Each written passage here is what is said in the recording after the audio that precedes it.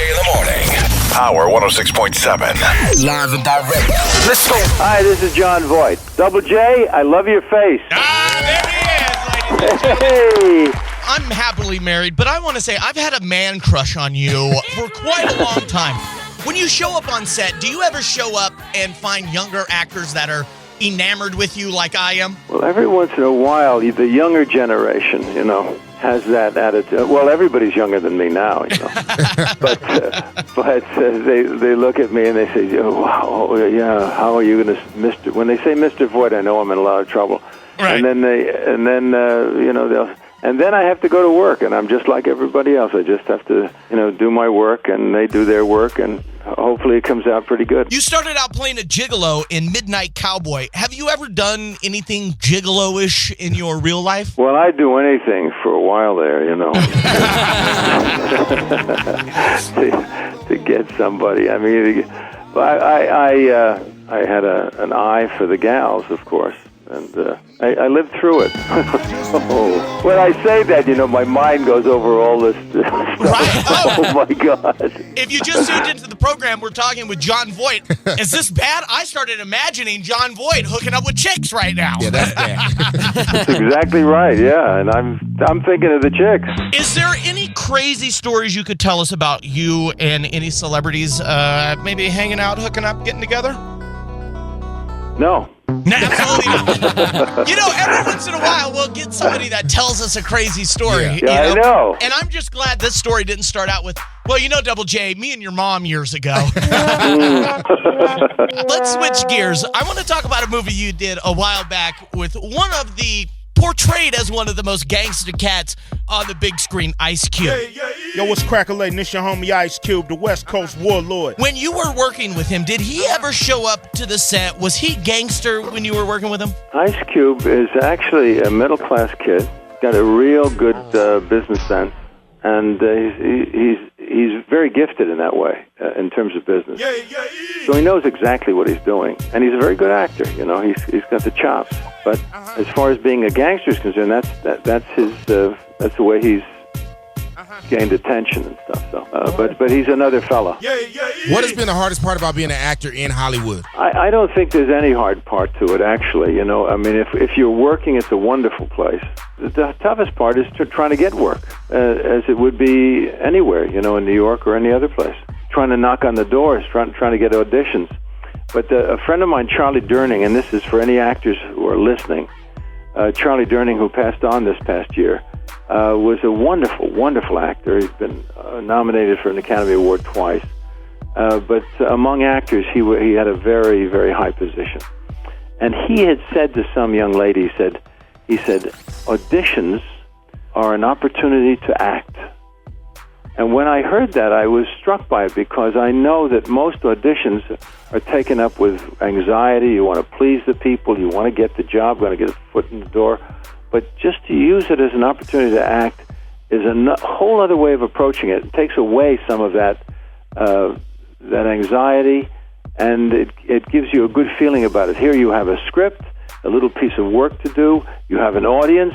It may be one person, maybe 3 or 4 people in a room, but you have an opportunity to do this, to bring this thing to life and practice your trade. I think that's I wish I had heard that when I was a young actor trying to make my way. But anyway, that's the toughest part of it, is trying to get the job. Once you get the job, and if you can find a circumstance where you're getting some proper help and you've learned enough so that you can do a good piece of work, it's fun. I was talking with a buddy of mine, and I asked him, I said, when you act, does your wife ever tell you sound like crap, or your girlfriend ever tell you sound like crap? Have you ever been practicing lines and somebody you were dating or kind of made fun of you or told you, oh man, don't do it like that, that's horrible? Yeah, people who aren't, especially people who are close to you, like if you would really ask the opinion of your family members and stuff like that, they'd have a lot of opinions, but really you have to know what to listen to, what not to listen to.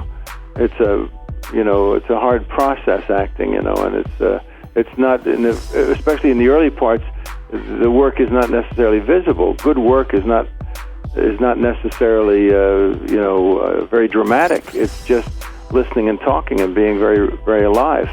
So it's maybe too subtle for somebody who wants something to happen. They might give you the wrong idea. My boss, his name is Bob Lewis. He came in one day and said, now that Breaking Bad is ending, you need to find a new show. Have you heard of Ray Donovan yet? And I said, well, no, I haven't heard of Ray. He goes, go home, watch Ray Donovan. Became instantly addicted.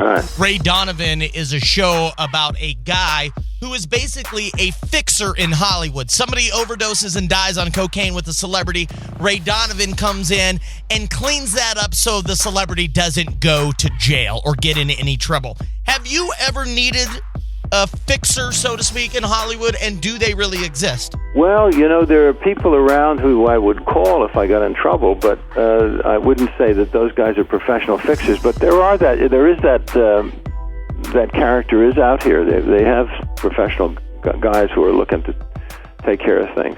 I think anywhere. I think when you get in trouble, Double J, who do you call? My wife. That's it. She's the fixer in your family. Exactly right. She absolutely is the fixer of my family. What would you rather play? Would you rather be on the big screen or on television like Ray Donovan? Well, Ray Donovan has had enormous success. And it has given me an opportunity to play a character not only within the confines of a 2-hour movie, but it gives me 12 hours to develop that character. So it's a different kind of experience, but very positive on that end of things. And I work with a wonderful group of people, just terrific actors, great actors. And it's not unlike Breaking Bad in a certain sense, because Breaking Bad had a very loyal following, right? And was terrific. The acting was great in that piece too, and the writing, and we can be properly compared to that. A lot of actors, they start out on the small screen, move to the big screen, and then now you see a lot of them going to Broadway and doing musicals. Does Jon Voight have any musical talents that nobody knows about? No, and they're going to be kept hidden. There's a reason why nobody knows about him. No, actually, I have a brother. My brother Chip Taylor is a singer-songwriter who wrote Wild Thing, and he wrote Angel of the Morning, and he sings. He has a band, and he's a terrific writer and singer. And I go to his shows, at different times, and he always calls me up to sing a song that I remembered as being his first song, and he had forgotten about it. And I said, why don't you record this song, your first song? He said, what is it? And I said, don't you remember? And then I sang it to him. He said, gee, that's a pretty good song. I said, yeah, it is a good song. So then when I go to these things, Jon Voight is here. That's my brother. John, would you come up? And then he asked me to sing the song. But I'm not a great singer. But I put myself through that out of brotherly love. Dracula, the Dark Prince. There's a lot of Dracula movies out and a lot of vampire movies out. What sets this movie apart from other movies? Well, I would say that this movie is its attractiveness is in the story of Dracula. That is a romantic story. It's really a love story, actually. Of course, I play Van Helsing, and I'm trying to take Dracula out.